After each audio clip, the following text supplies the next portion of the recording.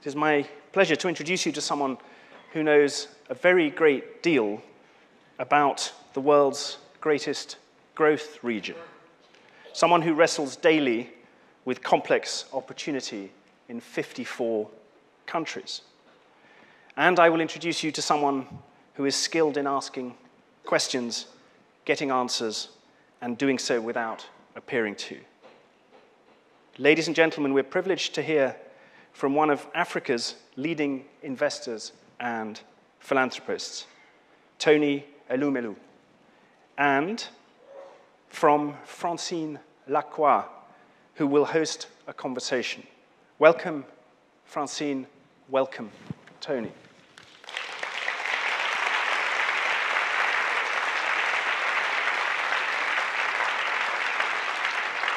Welcome, sir. Thank you. Thank you. Good afternoon. It's good to be here with you all, to see the faces of people who are going to change the world. I'd like to start by congratulating my friend, Jeff, and Sally for doing such an amazing job.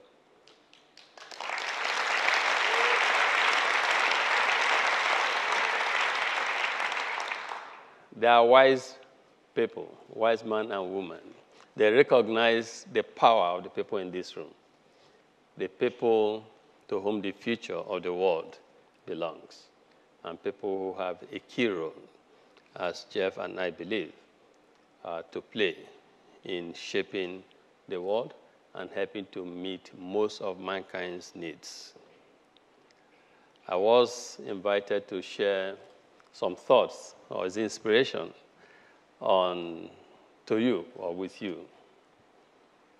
And I reflected when I got the invitation what I could be saying to people who already have become entrepreneurs and aspiring to become more successful. But I felt that the best way is to share a little of my own personal experience. They say experience is the best teacher. So I'd like to share a brief experience how we started a journey, as I believe some of you have started or are in the process of starting. And this was I was 30 then, and I'm told the average age of people in this hall, 25. So you are even starting much earlier than I did. But I was originally a banker. I operated as a banker at a time the industry was expanding. At a time we had, in my country, Nigeria, over 100 banks. And I felt that there would come a time that the banks, or some of the banks, could become challenged. And there was a need to position ourselves to be able to take advantage of the opportunities that will unfold. And this came to pass. And when it happened, we were ready. We took advantage by investing and turning around at least one of the banks. We grew that bank from a near distressed floundering bank to become one of the five top banks in the country under a period of 10 years. And subsequently, we merged this bank with the third largest bank in the country, and we created the biggest bank in the country, with branches then of about 420. And from that bank, we grew that bank into a Pan-African bank that today has presence in 19 African countries, presence in the UK, presence in Paris, and presence in New York. We did this because of some, shall I say, attributes or factors I'd like to share with you. first is the power of foresight. You need to be able to see beyond today, because it is in trying to see beyond today that you create a unique business opportunity, an advantage. And if you're able, beyond seeing, to now actualize it by working hard, then it makes it a lot easier again. So first message by way of inspiration is that as entrepreneurs or aspiring entrepreneurs, we need to have the ability to see beyond today. We need to understand our environment and see what could be the future of the environment. Understanding that, being able to say this could happen, if you get it right, you would have created huge opportunities. But the second thing is purpose. So you dream without purpose, or a journey without purpose to a large extent is a waste of time. So you have a purpose beyond the foresight to say, okay, this is what we would do. So we saw that there would be opportunity in the banking industry at the time, and we said, when this opportunity, what would be the opportunity itself? There could be crisis, and the industry will need solution. And so let's groom and prepare ourselves to be the solution provider for the industry, hence the turnaround. So purpose, very important, to you. And the third thing is hard work. You can't have the foresight, the purpose, if you're not able to match that with hard work. It just will die like that. So we worked very hard. And again, as entrepreneurs, I need not tell you this.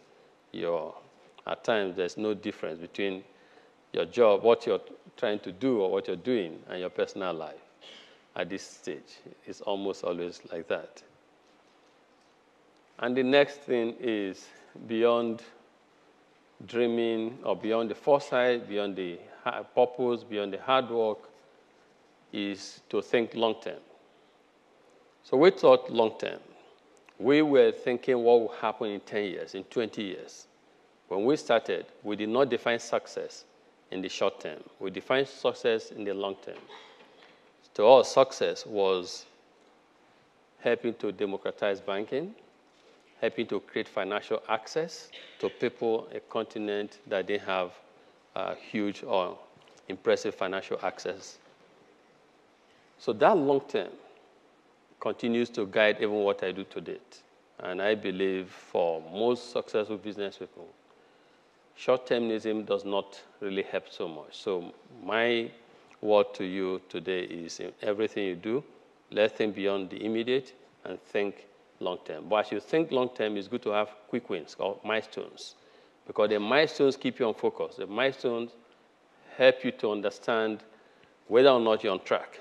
So it's good to have milestones within that long-term horizon that you're looking at. And next one is impact. So beyond the long-term perspective, you need to ask yourself, and I guess for social entrepreneurs, you understand this better than I do, what impact do I want to create here? Impact defined the way you like. So for us, when we started, the impact was, first, we wanted to democratize banking, because having banking account was like a status symbol. And we needed to make this in a country then of today 171 million people, then we were about 120 million people. People who owned bank accounts were less than 5 million. We saw opportunity here, but we thought, we saw opportunity here, but we also saw it as a good cause to pursue, to help democratize banking. And it's on record that in some countries, when we decided to expand, we opened bank accounts with zero account balances because we wanted to create access. We wanted people to have access to bank accounts. We wanted to change lifestyle to a large extent.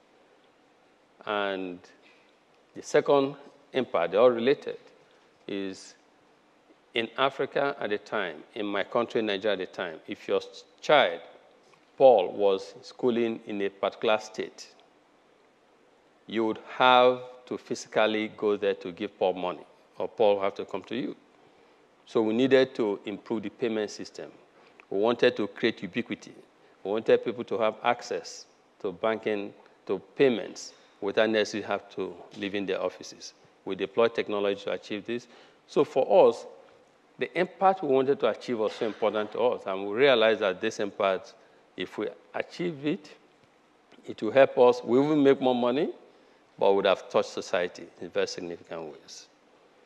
Today, this bank has, as I said before, operations in more than 19 African countries, and we have customers at excess of 8 million.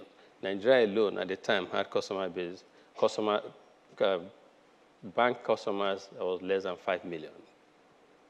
So to you, entrepreneurs, I'd like to commend and advise or propose or suggest what personally I have experienced in my previous life as a banker. But it didn't end there. This previous life has significantly influenced what I do today. I believe in a concept that I shared with Jeff not too long ago, a concept of Afro-capitalism. Afro-capitalism is a call on the private sector in Africa to invest long-term, to play a key role in helping to develop the continent. For a long time, we've called on government, or everyone blames government for lack of development on the continent. But we, the private sector, also have a role to play. So Afro-capitalism is a call on the private sector to be involved in helping to develop the continent through what we know how to do as private sector people, that is investing. Through investment in long-term investments, again, bringing that long-term perspective that we had at the time, long-term investment in key sectors that can help to create both economic prosperity and social wealth. That is what I preach, and that is one of the reasons I'm here. I believe that the future of this world, to a large extent, is in the hands of the private sector. And the private sector is driven largely by entrepreneurs, yourselves, people who are in this room. 2 days ago, I was at the United Nations to talk further, discuss about the role of the private sector in the post-2015 MDG. I shared with the audience what I think the private sector should be doing and how private sector should engage with the public sector, the NGOs, to create a better society. It is true that people used to say that private sector is driven by other motives. But indeed, we see a convergence between what is good for private sector and what is good for everyone, for mankind. And so for yourselves as entrepreneurs, this belief in the ability of the private sector to help change the world is one you should own. It's one you should work towards. It's one we should, in every activity, every action of ours, we must demonstrate that in private sector, we're driven by values, and that today's private sector believes that you do not have to do well before you do good, that you can do well and do good simultaneously. I believe in this, and I have dedicated the second phase of my life to making sure that we create, my colleagues and I at the Tony Elumelu Foundation, that we continue to work to create more Tony Elumelus, more entrepreneurs out of Africa, and that we give all the support they need to succeed, and that we make sure that they can compete with entrepreneurs from other parts of the world. would like to see this kind of event held in Africa with young entrepreneurs all over the place trying to conquer the world and to connect hands with yourselves. Soon, we shall be launching a certain initiative in this space of entrepreneurship to enable aspiring African entrepreneurs realize and fulfill their passion for success in this field. I'd like to end here, but to wish all of you greater successes and self-inspiration, not from me, self-inspiration, realizing that what we do in our respective lines of endeavors can help make the world a better place. Thank you very much.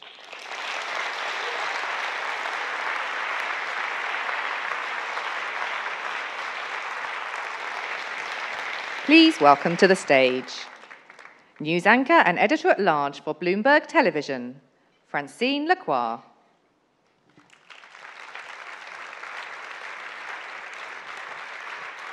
That was great. Well done. What a pleasure to share the stage with Mr. Elumelu. Thank you so much. It was a very inspiring speech. And I think my first question, you believe private sector is the way forward, right? That means we need more entrepreneurs. Was there ever a moment in your life where you thought, this is hard, it's hard being an entrepreneur, I don't have the support, or it's difficult getting funds? And how did you personally overcome that difficult moment? Can you hear me? Okay. For the journey to entrepreneurship is not a linear journey.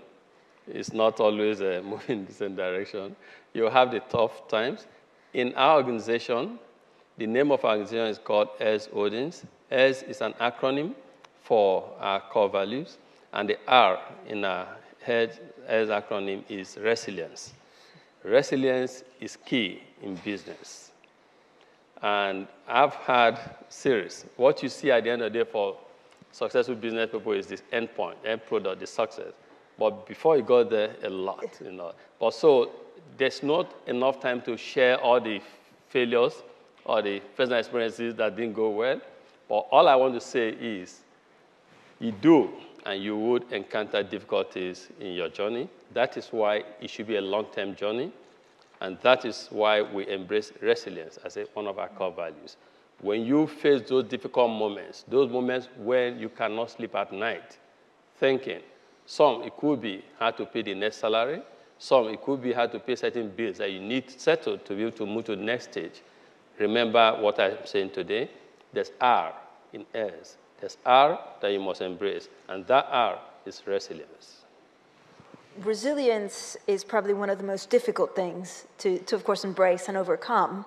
Is there anything that you can also do or that we as society should do as a step before that to make sure that people start being entrepreneurs and then test their resilience? No, it's true. So when I founded the Tony Elumelu Foundation in 2010, one of the things we decided to do is, it's like the concept of the basis and the superstructure. Before entrepreneurs will succeed, you need to create the enabling environment for entrepreneurs to succeed. That is why statistically, there are some regions of the world that are prone to producing more entrepreneurs than other regions because the enabling environment is predisposes or helps people to succeed. In Africa, where I come from, it's good, work, live, born, and everything in Africa is even more challenging. And so if I speak, you understand more. Because if you succeed in Africa, you can succeed everywhere or anywhere else. What we did was to create what we call we worked with the government to create the National Competitiveness Council of Nigeria. Because we realized that first things first, you must create the right environment if businesses must succeed. And businesses, there are a lot of challenges in succeeding, especially in that part of the world. But what is important is not just that problems exist. Problems that exist could actually become a competitive advantage if you know how to deal with those problems. So don't give up, resilience, and let us, Jeff, myself, and other people who are endowed, we should, if we are truly committed to helping create entrepreneurs. We should all be involved in helping to create the right environment that will make entrepreneurs to succeed. Because if we don't create the right environment for entrepreneurs to succeed, it will be very difficult for them to succeed. It's very true. I was going to ask you about the other acronyms. You have R for resilience. Yes. So which one are the other ones? The first, H-E-I-R. H is hard work, which I shared with you. E is emotional intelligence.